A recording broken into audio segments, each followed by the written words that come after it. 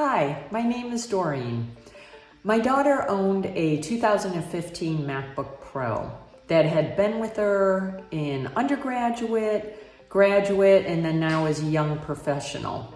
As she started her employment, she was asked to put on software that was needed. In doing so, it crashed the system.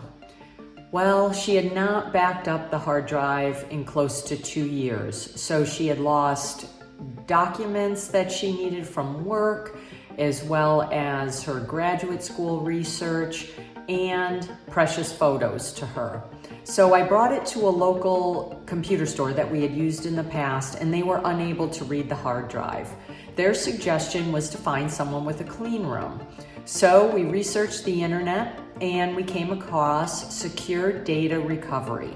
They had wonderful reviews. So I gave them a call and I was put in touch with Daniel, my representative, and he walked me through the whole process, answered all my questions, and made me feel really comfortable about sending the hard drive to them. In doing so, we now have all of her data recovered, documents and photos, and you have made a very happy customer. So Daniel and team truly appreciate what you've done, and if this ever happens to you, by all means, reach out to Secure Data Recovery. Thanks.